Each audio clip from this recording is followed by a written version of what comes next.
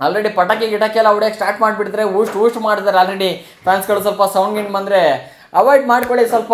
S yes yes India finally T20 world ಕಪ್ಪನ್ನು win ಆಗ್ಬಿಡ್ತು ಗುರು. ನಿಜವಾಗ್ಲೂ 3ನೇ ಸಲ T20 ವರ್ಲ್ಡ್ ಕಪ್ಪನ್ನು ವಿನ್ ಹಾಕಿರೋಂಥ ರೆಕಾರ್ಡನ್ನು ಮಾಡಿ ಕೂರಿಸ್ಬಿಟ್ಟಿದ್ದಾರೆ ಟೇಬಲಲ್ಲಿ. ಅದಾದಮೇಲೆ 2007ರಲ್ಲಿ ಫಸ್ಟ್ ಸಲ MS ಧೋನಿಯ ಒಂದು ಕ್ಯಾಪ್ಟನ್ಸಿಯಲ್ಲಿ T20 ವರ್ಲ್ಡ್ ಕಪ್ನ ವಿನ್ ಆಗಿದ್ದು. ಅದಾದಮೇಲೆ 2024ರಲ್ಲಿ ರೋಹಿತ್ ಶರ್ಮನ್ ಕ್ಯಾಪ್ಟನ್ಸಿ ಮೇಲೆ ವಿನ್ ಆಗಿದ್ದು. ಅದಾದಮೇಲೆ ಫೈನಲ್ಗೆ ಈಗ Surya Kumar ಯಾದವ್ನ ಕ್ಯಾಪ್ಟನ್ಸಿಯಲ್ಲಿ T20 world cup ಅನ್ನ ವಿನ್ ಕೂಡ ಆಗಿರುವಂಥದ್ದು. ಎಕ್ಸ್ಪೆಕ್ಟೇ ಮಾಡಿರಲಿಲ್ಲ ಇಂಡಿಯಾ ಫೈನಲಿಗೆ ಬರುತ್ತಪ್ಪ T20 ವರ್ಲ್ಡ್ ಕಪ್ ಅನ್ನ ಹೊಡೆಯುತ್ತೆ ಅಂತ. ನಿಜವಾಗ್ಲೂ ಕೂಡ ಎಕ್ಸ್ಪೆಕ್ಟೇ ಮಾಡಿರಲಿಲ್ಲ. ಒಂಥರ ಲಕ್ ಫ್ಯಾಕ್ಟರ್ ಕೂಡ ಇಲ್ಲಿ ನಮಗೆ ಮೇನ್ ಕೂಡ ಆಗಿದ್ದು. ಅದಾದಮೇಲೆ ಒಂಥರ ಕೈಯನ್ನು ಹಿಡಿದು ಎತ್ಕೊಂಬಂದು ಈಗ T20 ವರ್ಲ್ಡ್ ಕಪ್ ಅನ್ನ ಕೈಗೆ ಕೊಟ್ಟಂಗಿದೆ.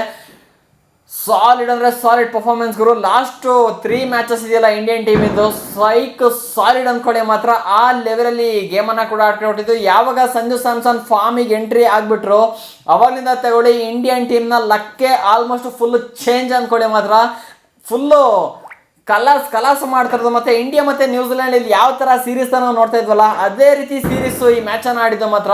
ನಾನೇನು ಎಕ್ಸ್ಪೆಕ್ಟೇಷನ್ ಇಟ್ಕೊಂಡಿದ್ದೆ ಅಂದರೆ ಆಲ್ರೆಡಿ ಪಟಾಕಿ ಗಿಟಕಿ ಎಲ್ಲ ಹೊಡಿಯೋಕೆ ಸ್ಟಾರ್ಟ್ ಮಾಡಿಬಿಟ್ಟಿದ್ರೆ ಊಸ್ಟ್ ಮಾಡಿದ್ದಾರೆ ಆಲ್ರೆಡಿ ಫ್ಯಾನ್ಸ್ಗಳು. ಸ್ವಲ್ಪ ಸೌಂಡ್ ಗಿಂಡ್ ಬಂದರೆ ಅವಾಯ್ಡ್ ಮಾಡ್ಕೊಳ್ಳಿ ಸ್ವಲ್ಪ. ತಡ್ಕೊಳ್ಳೇಬೇಕಾಗುತ್ತೆ. ಇವತ್ತಂತೂ ಇಡೀ ಇಂಡಿಯಾನೇ ಸೆಲೆಬ್ರೇಷನ್ ಮಾಡ್ತಿದೆ ಗುರು. ಹಾಟ್ಸ್ಟಾರ್ ಅಂತೂ ಫುಲ್ ಅದು ಧ್ವಂಸ ಆಗಿಬಿಟ್ಟಿರುತ್ತೆ. 70-75 ಕೋಟಿ ಜನ ಇವತ್ತು ಲೈವ್ ಸ್ಟ್ರೀಮನ್ನು ನೋಡ್ತಾ ಇದ್ದಿದ್ದು. ಅದು ಮತ್ತು ಸ್ಟೇಡಿಯಮಲ್ಲಿ 1-1.5 ಲಕ್ಷ ಕುತ್ಕೊಂಡು ಜನ ನೋಡ್ತಾ ಇದ್ದಿದ್ದು. ಫುಲ್ಲು ಧ್ವಂಸ ಮಾಡಿಬಿಟ್ಟಿದ್ರೆ. ಕ್ರಿಕೆಟ್ ಕ್ರೇಜೇ ಹಾಗೆ ಗುರು ಮಾತ್ರ. ಯಾರು ಕ್ರಿಕೆಟ್ ನೋಡಲ್ವ ಅವರು ಕೂಡ ಇವತ್ತು ಕುತ್ಕೊಂಡು ಮ್ಯಾಚನ್ನು ನೋಡಿರ್ತಾರೆ. ಆ ಥರ ಕ್ರೇಜ್ ಕೂಡ ಇದ್ದಿದ್ದು. ಅದಾದಮೇಲೆ ಇವತ್ತು ಯಾರನ್ನ ಹೊಗಳೋದು ಯಾರನ್ನ ಬಿಡೋದು ಅನ್ನೋದೇ ಗೊತ್ತಾಗ್ತಾಯಿಲ್ಲ. ಈ ಕಡೆ ಬೌಲಿಂಗ್ ಡಿಪಾರ್ಟ್ಮೆಂಟ್ ಬಂದರೆ ಲಾಸ್ಟು ಈ ಓವರ್ಸ್ ಅಂತೂ ಬುಮ್ರನ್ ಮಾತ್ರ ನೆಕ್ಸ್ಟ್ ಲೆವೆಲ್ ಅಂದ್ಕೊಳ್ಳಿ. ವಿಕೆಟ್ ಮೇಲೆ ವಿಕೆಟ್ ಟೋಟಲ್ ಆಗಿ 4 ವಿಕೆಟನ್ನು ತೆಗೆದು ಉಡಾಯಿಸ್ಬಿಟ್ಟಿರುವಂಥದ್ದು ಇವತ್ತು ನಮ್ಮ ಮ್ಯಾಚು. ಫುಲ್ಲು ಇವತ್ತು ಫೀಲ್ಡ್ನೇ ಧ್ವಂಸ ಮಾಡಕ್ಕೆ ಬಿಟ್ಟಿದ್ದಾರೆ ಇಂಡಿಯನ್ ಟೀಮ್ ಪ್ಲೇಯರ್ಸ್ ಅಂತೂ. ಅದಾದಮೇಲೆ ಈ ಕಡೆ ಬ್ಯಾಟಿಂಗ್ ಲೈನಪ್ಗೆ ಬಂದ್ವಿ ಅಂದರೆ ಯಾರನ್ನ ಹೊಗಳೋದು ಗುರು. ಸಂಜು ಸ್ಯಾಮ್ಸನ್ ಅಂತ ಒಂಥರ ಆಪತ್ ಬಾಂಧವ್ ಥರ ಕಾಪಾಡಿರೋದು ಇಂಡಿಯನ್ ಟೀಮ್ನ. ಲಾಸ್ಟು 2 ಮ್ಯಾಚಸ್ಸು ಇದು +1 ಸೇರಿ 3ನೇ ಮ್ಯಾಚು ಧ್ವಂಸ ಮಾಡಕ್ಕೆ ಬಿಟ್ಟಿದ್ದಾರೆ ಬ್ಯಾಟಿಂಗಲ್ಲಿ ಮಾತ್ರ. ಪ್ರತಿ ಮ್ಯಾಚ್ ಕೂಡ ಅಷ್ಟೇ ಗುರು. ನಿಯರ್ ಟು ಸೆಂಚುರಿ ಆದರೆ ಸೆಂಚುರಿ ಒಂದು ಹೊಡೆಯೋಕ್ಕಾಗಿಲ್ಲ ಅವರಿಗೆ. ಅದೇ ಒಂದು ಬೇಜಾರು. ಪ್ರತಿ ಮ್ಯಾಚಲ್ಲಿ ಕೂಡ ಅಷ್ಟೇ. ಲಾಸ್ಟು 3 ಮ್ಯಾಚ್ನ ತಗೊಂಡ್ವಿ ಅಂದರೆ 85+85+, 1 ಮ್ಯಾಚಲ್ಲಿ 97ನ ಹೊಡೆದಿದ್ದು. ಈ ಮ್ಯಾಚ್ ಕೂಡ ಅಷ್ಟೇ ಸಾಲಿಡ್ ಮಾಡಿ ಬಿಟ್ಟಿದ್ದಾರೆ. ಅದಾದಮೇಲೆ ಇಶಾನ್ ಕಿಶನ್ ಕೂಡ ಅಷ್ಟೇ ಯಪ್ಪ ಫುಲ್ಲು ಬೆಂಕಿ ಹಚ್ಚದಿದ್ದಾರೆ ಗುರು. ಆ ಲೆವೆಲಲ್ಲಿ ಪಟಾಕಿ ಹೊಡಿತಿದ್ದಾರೆ. ಅದಾದಮೇಲೆ ಇಶಾನ್ ಕಿಶನ್ ಕೂಡ ಅಷ್ಟೇ. ಅದಾದಮೇಲೆ ಟಾಪ್ 3 ಬ್ಯಾಟ್ಸ್ಮನ್ಸ್ ಅಂತೂ ಟಾಪ್ ಮ್ಯಾಚ್ ಆಗಿ ಇವತ್ತು ಬ್ಯಾಟಿಂಗನ್ನು ಕೂಡ ಮಾಡಿದರೆ. ಅದಾದಮೇಲೆ ಅಭಿಷೇಕ್ ಶರ್ಮಾ ಅಂತೂ ಒಳ್ಳೆ ಫಾರ್ಮನ್ನು ಕಂಟಿನ್ಯೂ ಕೂಡ ಮಾಡಿದ್ದು. ಕೇವಲ 18 ಬಾಲಿಗೆ 50 ರನ್ನ ಹೊಡೆದು ಫುಲ್ಲು ಸರ್ಜರಿ ಆ್ಯಂಡ್ ಭರ್ಜರಿ ಥರ ಹೊಡೆದು ಬಿಸಾಕಿರೋದು ಇವತ್ತು ಮಾತ್ರ ನ್ಯೂಜಿಲೆಂಡ್ ಬೌಲರ್ಸ್ನ. ಸೈಕ್ ಅಂದರೆ ಸೈಕ್ ಬ್ಯಾಟಿಂಗ್ ಬಿಡಿ. ಅದೇ ನಾನು ಒಂದು ವಿಡಿಯೋದಲ್ಲಿ ಹೇಳಿದ್ದೆ ಗೊತ್ತಾ ಏನಂದರೆ ಅಭಿಷೇಕ್ ಶರ್ಮಾ ಒಂದೇ ಒಂದ್ಸಲಿ ಸೆಟ್ ಆಗೋ ತನಕ ಗುರು. ಒಂದ್ಸಲಿ ಸೆಟ್ ಆಗಿಬಿಟ್ಟ ಆ ಪ್ಲೇಯರು ಅಂದರೆ ಮುಖ ಮೂತಿ ನೋಡೋಲ್ಲ, ಹುಚ್ಚು ನಾಯಿ ಹೊಡೆದಂಗೆ ಹೊಡಿತಾ ಇರ್ತಾನೆ ಮಾತ್ರ ಅಭಿಷೇಕ್ ಶರ್ಮಾ. ಆ ಥರ ಪರ್ಫಾರ್ಮೆನ್ಸ್ ಮತ್ತೆ ಕಂಬ್ಯಾಕನ್ನು ಕೂಡ ಮಾಡಿರುವಂಥದ್ದು. ನಾನು ಲಾಸ್ಟ್ ವಿಡಿಯೋದಲ್ಲಿ ಕೂಡ ಹೇಳಿದ್ದೆ ಅಭಿಷೇಕ್ ಶರ್ಮಾನಿಂದ ಒಳ್ಳೆ ಕಂಬ್ಯಾಕ್ ಮಾಡಿಬಿಟ್ರು ಅಂದರೆ ಸಂಜು ಸ್ಯಾಮ್ಸನ್ ಮತ್ತು ಅಭಿಷೇಕ್ ಶರ್ಮಾ ಇಬ್ಬರೇ ನಿಂತ್ಕೊಂಡು ಸಖತ್ತಾದ ರನ್ನ ಕೂಡ ಕೊಟ್ಬಿಡ್ತಾರೆ. ಒಳ್ಳೆ ಕಾಂಟ್ರಿಬ್ಯೂಷನ್ ಕೂಡ ಮಾಡ್ತಾರೆ. ಅದಾದಮೇಲೆ ಬರುವ ಬ್ಯಾಟ್ಸ್ಮನ್ಸ್ಗಳಿಗೆ ಸ್ವಲ್ಪ ಹೆಲ್ಪ್ ಕೂಡ ಆಗುತ್ತೆ. ಅವರು ಕೂಡ ಚೆಚ್ಚಾಗಿ ಸ್ಟಾರ್ಟ್ ಮಾಡ್ತಾರೆ ಅಂತ. ಇವತ್ತು ಏನು ಹೊಡೆದಿರೋದು ಗುರು 255 ರನ್ ಹೊಡೆದಿರೋದು ಅಂದರೆ ಕಡಿಮೆ ಮಾತಾಯ್ತಾ ಗುರು. ಕಂಟಿನ್ಯೂಸ್ ಆಗಿ 200+200+ ಹೊಡಿತಿದ್ದಾರೆ. ಅಂದರೆ ನನಗೆ ನಿಜವಾಗ್ಲೂ ಅದೇ ನೆನಪಾಗಿರೋದು ಯಾವ್ದು ಗೊತ್ತಾ, ಇಂಡಿಯಾ ಮತ್ತು ನ್ಯೂಜಿಲೆಂಡ್ ಸೀರೀಸ್ ಆಯ್ತಲ್ಲ, ಪ್ರತಿ ಮ್ಯಾಚಲ್ಲಿ ಕೂಡ ಅಷ್ಟೇ ನಾವೇನು ಅನ್ಕೊಂತಿದ್ವಿ ಅಂದರೆ 300 ಟಾರ್ಗೆಟ್ ಕೊಟ್ಟರು ಕೂಡ ಕಡಿಮೆನೇ ಆಗುತ್ತೆ. ಆ ಲೆವೆಲಲ್ಲಿ ಚೆಚ್ಚುತ್ತಿದ್ದಾರೆ ಅಂತ ಅವಾಗಲೇ ಮಾತಾಡಿದ್ವಿ. ಆದರೆ ಈ T20 ವರ್ಲ್ಡ್ ಕಪ್ಪಲ್ಲಿ ಕೂಡ ಅಷ್ಟೇ ಲಾಸ್ಟ್ 3 ಮ್ಯಾಚಿಂದ ಅದೇ ಕಂಟಿನ್ಯೂ ಕೂಡ ಆಗಿದ್ದು. ಇವತ್ತಿನ ಮ್ಯಾಚಲ್ಲಿ ಕೂಡ ಅಷ್ಟೊಂದು ಸಾಲಿಡ್ ಅಂದರೆ ಸಾಲಿಡ್ ಪರ್ಫಾರ್ಮೆನ್ಸ್ ಇಂಡಿಯನ್ ಪ್ಲೇಯರ್ಸಿಂದ ಬಂದಿರುವಂಥದ್ದು. ಅದಾದಮೇಲೆ ನಾವು ಏನು ಎಕ್ಸ್ಪೆಕ್ಟೇಷನ್ ಇಟ್ಕೊಂಡಿದ್ದೀವಿ ನೋಡಿ ಅದೇ ರೀತಿಗೆ ಇಲ್ಲಿ ಮ್ಯಾಚ್ ಕೂಡ ಹೋಗಿದೆ. ಅಂದರೆ ಫಸ್ಟು ಟಾಸನ್ನು ವಿನ್ ಆಗುತ್ತೆ ಅಂತ ಎಕ್ಸ್ಪೆಕ್ಟೇಷನ್ ಇಟ್ಕೊಂಡಿದ್ವು, ಆದರೆ ಅದು ಸುಳ್ಳಾಯಿತು. ಆದರೆ ನಾವು ಇಂಡಿಯನ್ ಟೀಮ್ ಬ್ಯಾಟಿಂಗ್ ಫಸ್ಟ್ ತಗೊಳ್ತು ಅಂದರೆ ಒಳ್ಳೆ ರನ್ನ ಸೆಟ್ ಮಾಡುತ್ತೆ. ಅದಾದಮೇಲೆ ಸೆಕೆಂಡ್ ಇನ್ನಿಂಗ್ಸಲ್ಲಿ ಸ್ವಲ್ಪ ಕಷ್ಟ ಆಗುತ್ತೆ ಅಂತ ನಾನು ಲಾಸ್ಟು ಅನಾಲಿಸಿಸ್ ವಿಡಿಯೋದಲ್ಲಿ ಕೂಡ ಹೇಳಿದೆ. ಏನಕ್ಕೆ ಹಿಂಗೆ ಹೇಳಿದೆ ಅಂದರೆ ಇದುವರೆಗೂ 10 ಮ್ಯಾಚಸ್ನ ಸ್ಟಾಟ್ಸನ್ನು ತೆಗೆದು ನೋಡೋಕೆ ಹೋದ್ವಿ ಅಂದರೆ 7 ಮ್ಯಾಚಸ್ಸು ಫಸ್ಟ್ ಬ್ಯಾಟಿಂಗ್ ಮಾಡಿದಿಲ್ಲ, ಅದು ವಿನ್ ಕೂಡ ಆಗಿದೆ. ಇನ್ನು 3 ಮ್ಯಾಚಸ್ಸು ಚೇಸಿಂಗ್ ಟೀಮಲ್ಲಿ ವಿನ್ ಕೂಡ ಆಗಿರುವಂಥದ್ದು. ಹಾಗಾಗಿ ಇವತ್ತಿನ ಮ್ಯಾಚ್ ಕೂಡ ಅಷ್ಟೇ ನಮ್ಮ ಇಂಡಿಯನ್ ಟೀಮು ಟಾಸನ್ನು ವಿನ್ ಆಗಿ ಬ್ಯಾಟಿಂಗ್ನ ಸೆಲೆಕ್ಟ್ ಮಾಡ್ಕೊಂಡಿತ್ತು. ಅಂದರೆ ಟಾಸ್ ನ್ಯೂಜಿಲೆಂಡರ್ ವಿನ್ ಆದರು, ಆದರೆ ಅವ್ರ ಕರ್ಮನ ಏನೋ ಅಂತ ಗೊತ್ತಿಲ್ಲ, ಚೇಸಿಂಗ್ನ ಸೆಲೆಕ್ಟ್ ಮಾಡ್ಕೊಂಡ್ರು ನಮ್ಮ ಇಂಡಿಯನ್ ಟೀಮಿಗೆ ಪ್ಲಸ್ ಕೂಡ ಆಯಿತು. ನಾನು ಒಂದು ಕಡೆ ಅಂದ್ಕೊಂಡ್ಬಿಟ್ಟೆ ಪರವಾಗಿಲ್ಲ ಗುರು, ದೇವ್ರ ಇವತ್ತು ನಮ್ಮನ್ನ ಕೈ ಹಿಡ್ದಿದ್ದಾನೆ, ಬ್ಯಾಟಿಂಗ್ ಫಸ್ಟೇ ತಗೊಂಡಿದ್ದೆ, ಒಂದು ಕಡೆ ಪ್ಲಸ್ ಆಗಿಬಿಡ್ತು ಅಂತ ಅವಾಗಲೇ ಅಂದ್ಕೊಂಡ್ಬಿಟ್ಟೆ. ನಾನು ಫಿಲಮೇನ ನೋಡೋಕೆ ಹೋಗಿದ್ದೆ, ಅವಾಗ ಥಿಯೇಟ್ರೆಲ್ಲ ಕೂತ್ಕೊಂಡು ಅಲ್ಲೇ ಮ್ಯಾಚನ್ನು ಕೂಡ ನೋಡ್ತಾ ಇದ್ದೆ. ಒಂದು ಅರ್ಧ ಫಿಲಮು ಅರ್ಧ ಈ ಕಡೆ ಮ್ಯಾಚನ್ನು ನೋಡ್ತಾ ಕೂತ್ಕೊಂಡಿದ್ದೆ. ಸೊ ಅದಾದಮೇಲೆ ಯಾವಾಗ ಬ್ಯಾಟಿಂಗ್ ತಗೊಂಡ್ರು ಫಿಕ್ಸ್ ಆಗಿಬಿಟ್ಟೆ ಮೈಂಡಲ್ಲಿ, ಬಿಡುಗರು ಚಚ್ಚುತ್ತಾರೆ, 100% ಚಚ್ಚುತ್ತಾರೆ. ಏನಕ್ಕೆ ಅಂದರೆ ಪ್ರೀವಿಯಸ್ ಮ್ಯಾಚಸ್ ಸ್ಟ್ಯಾಟ್ಸನ್ನು ತೆಗೆದು ನೋಡಿದಂದ್ರೂ ಕೂಡ ಅಷ್ಟೇ, ಇಲ್ಲಿ ಫಸ್ಟ್ ಬ್ಯಾಟಿಂಗ್ ಯಾರ್ಯಾರು ಮಾಡಿದರೆ ಚಚ್ಚಿದ್ದಾರೆ ಹಂಗೆ ಚಚ್ಚಿಲ್ಲ. ಇವತ್ತಿನ ಮ್ಯಾಚಲ್ಲಿ ಕೂಡ ಅಷ್ಟೇ ಅದೇ ರೀತಿಗೆ ಚಚ್ಚಿರುವಂಥದ್ದು ಯಾರು, ಅಭಿಷೇಕ್ ಶರ್ಮಾ ಮತ್ತು ಸಂಜು ಸ್ಯಾಮ್ಸನ್ನು. ಸಾಲಿಡ್ ಪರ್ಫಾರ್ಮೆನ್ಸ್ ಗುರು. ಅದಾದಮೇಲೆ ಇಶಾನ್ ಕಿಶನ್ ಕೂಡ ಅಷ್ಟೇ, ಯಾವಾಗ ಸುಮಾರು 7ನೇ ಓವರ್ ತನಕ ಅಲ್ಲಿ ವಿಕೆಟೇ ಹೋಗಿಲ್ಲ, ಇಬ್ಬರೇ ನಿಂತ್ಕೊಂಡು ಒಳ್ಳೆ ಪಾರ್ಟ್ನರ್ಶಿಪ್ಪನ್ನು ಕೂಡ ಬಿಲ್ಡ್ ಮಾಡಿದರು. ಅದಾದಮೇಲೆ 7ನೇ ಓವರಿಗೆ ಅಭಿಷೇಕ್ ಶರ್ಮಂದು ಫಸ್ಟು ವಿಕೆಟ್ ಕೂಡ ಬಿತ್ತು.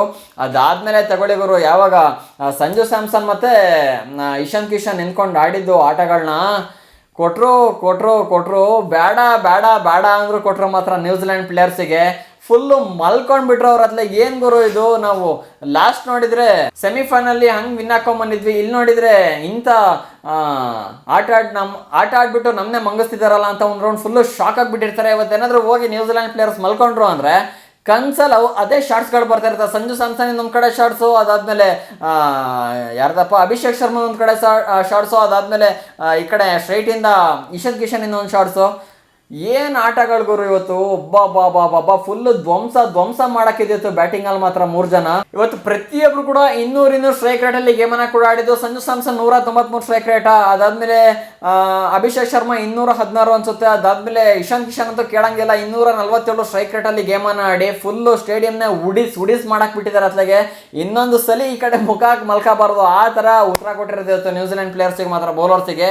ಪ್ರತಿಯೊಬ್ರು ಕೂಡ ಹುಚ್ಚನೆ ಓಡಿಸ್ಕೊಂಡಿದ್ದಾರೆ ಗುರು. ಸುಮಾರು 15ನೇ ಓವರ್ ತನಕ ವಿಕೆಟ್ ಇರಲಿಲ್ಲ. 15ನೇ ಓವರಲ್ಲಿ ಯಾವಾಗ ಏನು ನೀಶಮ್ ಎಂಟ್ರಿ ಆದ ನೋಡಿ, ಕಂಟಿನ್ಯೂಸ್ ಆಗಿ 3 ವಿಕೆಟ್ ಒಂದೇ ಓವರಲ್ಲಿ ಬಿದ್ದಿದ್ದು. ಫುಲ್ಲು ಅವಾಗ ಕಂಗಾಲಾಗ್ಬಿಟ್ರು. ಇನ್ನೇನು ಆಲ್ರೆಡಿ ರನ್ಸ್ಗಳಲ್ಲಿ ಬಂದುಬಿಟ್ಟಿತ್ತು, ಇನ್ನೇನು ವಿಕೆಟ್ ಬಿದ್ದರೂ ಕೂಡ ಆಲ್ರೆಡಿ ಎಕ್ಸ್ಟ್ರಾ ನಮ್ಮ ಫಿನಿಷರ್ಸ್ ಕೂಡ ಇದ್ರು. ಯಾರು ಈ ಕಡೆ ದುಬೆ ಕೂಡ ರೆಡಿ ಇದ್ದ, ಇನ್ನು ಅಕ್ಷರ್ ಪಟೇಲ್ ಕೂಡ ಬಂದಿರಲಿಲ್ಲ. ಆದ್ರೂ ಕೂಡ ಒಂದು ಕಡೆ ಹೋಗಿ ಕೂಡ ಇತ್ತು, ಒಳ್ಳೆ ರನ್ ಆಯಿತು, ಪೇರಿಸ್ಬಿಡ್ತಾರೆ ಅಕ್ಕಣಿ ಅಂತ ನಾವೇನು ಅನ್ಕೊಂಡಿದ್ವಿ ಅದೇ ರೀತಿಗಾಗಿದ್ದು. ಅದಾದಮೇಲೆ ಲಾಸ್ಟ್ ಓವರ್ ಇದೆಯಲ್ಲ, ಡೆತ್ ಓವರು, ಶಿವಮ್ ದುಬೆ ಅಂತೂ ಫುಲ್ಲು ಸೈಕ್ ಮಾಡಾಕಿದ್ದು. ಕೇವಲ ಒಂದೇ ಒಂದು ಓವರಲ್ಲಿ 24 ರನ್ಗಳು ಸ್ಟಾರ್ಟಿಂಗಿಂದ ಚಚ್ಚಾಗಿ ಸ್ಟಾರ್ಟ್ ಮಾಡಿದ್ದು.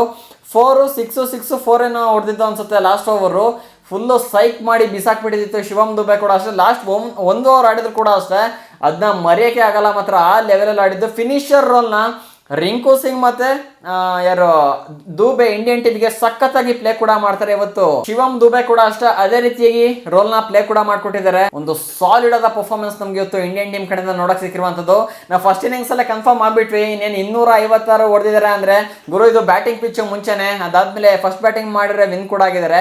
ಇನ್ನೇನ್ ಬೇಕು ನಮಗೆ, 256 ಬಂದಿದೆ ಅಂದ್ಮೇಲೆ ಆರಾಮಾಗಿ ಕಂಟ್ರೋಲ್ ಕೂಡ ಮಾಡ್ಕೊಳ್ತಾರೆ. ಅದಾದ್ಮೇಲೆ ಈ ಕಡೆ ನಮ್ಮ ಟಾಪ್ ಕ್ಲಾಸ್ ಬೌಲರ್ ಕೂಡ ಇದ್ದಾರೆ, ಬುಮ್ರಾ ಆರಾಮಾಗಿ ಕಂಟ್ರೋಲ್ ಕೂಡ ಮಾಡ್ತಾರೆ. ಅದಾದ್ಮೇಲೆ ಈ ಪಿಚ್ ಇದಿದೆ ಇವತ್ತು ಪೇಸರ್ಸ್ಗೆ ತುಂಬ ಹೆಲ್ಪ್ ಕೂಡ ಆಗುತ್ತೆ. ಹಾಗಾಗಿ ನೋಡಬಹುದು ಇವತ್ತು ಬುಮ್ರಾಂಗೆ ಸುಮಾರು ಗುರು 4 ವಿಕೆಟ್ ಕೂಡ ಬಿದ್ದಿರೋದು. ಅದಾದ್ಮೇಲೆ ನ್ಯೂಜಿಲೆಂಡ್ ಪ್ಲೇಯರಿಗೆ ಕೂಡ ಅಷ್ಟೇ, ಬೌಲರಿಗೆ ನೀಶಮಿಗೆ ಒಂದೇ ಓವರಲ್ಲಿ 3 ವಿಕೆಟ್ ಬಿದ್ದಿರೋದು. ಪೇಸರ್ ಅದು, ಅವನು ಕೂಡ ಪೇಸರು, ಈ ಕಡೆ ಬುಮ್ರಾ ಕೂಡ ಅಷ್ಟೇ ಪೇಸರ್ ಕೂಡ ಆಗಿರೋದ್ರಿಂದ ಒಳ್ಳೆ ಸಪೋರ್ಟ್ ಕೂಡ ಸಿಕ್ಕಿದೆ ಬೌಲಿಂಗಿಗೆ. ಅದಾದ್ಮೇಲೆ ಈ ಕಡೆ ಸೆಕೆಂಡ್ ಇನ್ನಿಂಗ್ ಸ್ಟಾರ್ಟ್ ಆಯಿತು, ಅಂದರೆ ಬರ್ತಾ ಸ್ವಲ್ಪ ಕಾಸ್ಟ್ಲಿ ಕೂಡ ಆಯಿತು. ಏನಕ್ಕೆ ಅಂದರೆ ಇಲ್ಲಿ ದುಬೆ ಫಸ್ಟ್ನೇ ಓವರಲ್ಲಿ ಒಂದು ಕ್ಯಾಚನ್ನು ಕೂಡ ಡ್ರಾಪ್ ಮಾಡಿದ್ದು. ತುಂಬ ಜನ ಶಾಕ್ ಆಗಿಬಿಟ್ರು, ಐ ಥಿಂಕ್ ಇದೇನೋ ಅಂದರೆ ಕಾಸ್ಟ್ಲಿ ಆಗಿಬಿಡುತ್ತಾ ಅಂತ. ಅದಾದಮೇಲೆ ಆ್ಯಕ್ಚುಲಿ ಯಾರಿತ್ತು ಸಿಫಾಟ್ ಒಬ್ಬನೇ ನಿಂತ್ಕೊಂಡು ಆಡಿದ್ದು, ಸುಮಾರು 52 ರನ್ನ ಕಾಂಟ್ರಿಬ್ಯೂಷನ್ ಕೂಡ ಮಾಡಿದ್ದು ಸೆಕೆಂಡ್ ಇನ್ನಿಂಗ್ಸಲ್ಲಿ. ಅದಾದಮೇಲೆ ಬಂದ ಯಾವ ಸ್ವಾಮಿಗಳು ಕೂಡ ಇಲ್ಲಿ ಪರ್ಫಾರ್ಮೆ ಮಾಡಿಲ್ಲ, ಎಲ್ಲ ಕೂಡ ಬರ್ತಿದ್ದಾರೆ ಉದುರೋಗ್ತಿದ್ದಾರೆ. ಲಾಸ್ಟ್ ಮ್ಯಾಚ್ ನೋಡಿದ್ರೆ ಫಿನ್ನಲ್ ಏನೋ ಹುಚ್ಚುನೇ ಹೊಡೆದಂಗೆ ಹೊಡೆದಿದ್ದು, ಆ ಸೆಮಿಫೈನಲ್ ಏನೇನೋ. ಇವತ್ತು ನೋಡಿದ್ರೆ ಕೇವಲ 9 ರನ್ನಿಗೆ ಔಟು. ಸೊ ಅದನ್ನೇ ಹೇಳಿದ್ದು, ಯಾರು ಹೇಳಿ ಅಪೋಸಿಟ್ ಟೀಮ್ ಇರೋದು ಇಂಡಿಯನ್ ಟೀಮ್ ಗುರು, ಸಾಮಾನ್ಯವಾದ ಟೀಮ್ ಅಲ್ಲ. ಕ್ರಿಕೆಟಲ್ಲಿ ಒಂಥರ ಪಂಟರ್ ಅಂತ ಅನ್ಸ್ಕೊಂಡಿರೋದು. ನಾನು ಲಾಸ್ಟ್ ವಿಡಿಯೋದಲ್ಲಿ ಕೂಡ ಹೇಳಿದೆ ನಿಮಗೆ, ಇಂಡಿಯನ್ ಟೀಮಿಗೆ ಸರಿ ಸಾಟಿನೇ ಇಲ್ಲ ಗುರು. ನೀವು ಯಾವ್ದಾರ ಟೀಮ್ ತಂದು ನಿಲ್ಲಿಸಿ, ಅದು ಅಂದರೆ ಸ್ವಲ್ಪ ಲೇಸಿಯಾಗಿ ಆಡ್ತಾರೆ. ಡೂ ಆರ್ ಡೈ ಮ್ಯಾಚ್ ಅಂತ ಬಂತು ಅಂದಾಗ ಏನಾಗುತ್ತೋ ಗೊತ್ತಿಲ್ಲ ಗುರು, ಎಲ್ಲ ಕೂಡ ಒಂಥರ ಸಿಂಹ ಆದಂಗೆ ಆಗ್ಬಿಡ್ತಾರೆ. ಆಡ್ದಿರೋರು ಕೂಡಲ್ಲಿ ಆಡಕ್ಕೆ ನಿಂತ್ಕೊಳ್ತಾರೆ, ಮತ್ತೆ ಫಾರ್ಮಿಗೆ ಬಂದ್ರೆ ಸ್ವಲ್ಪ ಫಾರ್ಮನ್ನ ಕಳ್ಕೊಳ್ತಾರೆ, ಯಾರು ಫಾರ್ಮನ್ನ ಕಳ್ಕೊಂಡಿದ್ರು ಅವರು ರಚ್ಚಿಗೆದ್ದು ಬಿಡ್ತಾರೆ. ಆದ್ರೇ ಈ ಸಲ ಸೀಸನಲ್ಲಿ ಕೂಡ ನಮಗೆ ನೋಡೋಕೆ ಸಿಕ್ಕಿದ್ದು. ಸ್ಟಾರ್ಟಿಂಗಿಂದ ಅಭಿಷೇಕ್ ಶರ್ಮಾ ಸ್ವಲ್ಪ ಆಡಿದ್ರ, ಅದಾದ್ಮೇಲೆ ಸಂಜು ಸ್ಯಾಮ್ಸನ್ ಫಾರ್ಮಲ್ಲಿ ಇರಲಿಲ್ಲ. ಸಂಜು ಸ್ಯಾಮ್ಸನ್ ಲಾಸ್ಟ್ 3 ಮ್ಯಾಚಸ್ ಯಾವ ಫಾರ್ಮಿಗೆ ಬಂದ್ರು ಫುಲ್ಲು ಇಂಡಿಯನ್ ಟೀಮ್ನ ಲಕ್ಕೆ ಫುಲ್ ಚೇಂಜ್, ಫುಲ್ಲು ಎಲ್ಲಿ ನೋಡೋದು ಸಂಜು ಸ್ಯಾಮ್ಸನ್ನು ಅದೇ ರೀತಿಯಾಗಿದ್ದು. ಅದಾದ್ಮೇಲೆ ಇನ್ನೊಂದೇನು ಹೇಳೋದು ಮರ್ತೆ ಅಂದರೆ, ಈ ಸಂಜು ಸ್ಯಾಮ್ಸನ್ ಆ್ಯಕ್ಚುಲಿ ನ್ಯೂಜಿಲೆಂಡ್ ಬೌಲರ್ಸ್ಗೆ ಸಖತ್ ಸ್ಟ್ರಗಲ್ ಕೂಡ ಮಾಡ್ತಾರೆ. ಇವ್ರು ನಾನು ಇವತ್ತು ಅಷ್ಟು ಹೋಪ್ ಇಟ್ಕೊಂಡಿರಲಿಲ್ಲ. ನಾನು ಲಾಸ್ಟ್ ಅನಾಲಿಸಿಸ್ ವಿಡಿಯೋದಲ್ಲಿ ಕೂಡ ನಿಮಗೆ ಹೇಳಿದ್ದೆ 60% ಸಂಜು ಸ್ಯಾಮ್ಸನ್ ಆಡ್ತಾರೆ, 40% ಫ್ಲಾಪ್ ಆಗೋ ಚಾನ್ಸಸ್ ಕೂಡ ಇರುತ್ತೆ ಅಂತ. ಅದನ್ನೆಲ್ಲ ಮಚ್ಚಾಕ್ಬಿಟ್ಟಿದ್ದಾರೆ. ಯಾರಿಗೆ ಹೇಳ್ತಾ ಇದೆಯಪ್ಪ ನೀನು, ಇರೋದು ನಾನಿಲ್ಲಿ ಆಲ್ರೆಡಿ ಫಾರ್ಮಲ್ಲಿದ್ದೀನಿ, ಇದನ್ನ ನೀನು ಏನೇ ಕಾರಣಕ್ಕೂ ಉಲ್ಟಾ ಮಾಡೋಕ್ಕಾಗೋದಿಲ್ಲ, ಆ ರೀತಿ ಆಡ್ತೀನಿ ನೋಡು ಅಂತ ಇವತ್ತು ಮುಗ್ಗ ಕೊಟ್ಟಿರೋದು ಸಂಜು ಸ್ಯಾಮ್ಸನ್ನು. ನೆಕ್ಸ್ಟ್ ಲೆವೆಲ್ ಬ್ಯಾಟಿಂಗ್ ಮಾತ್ರ.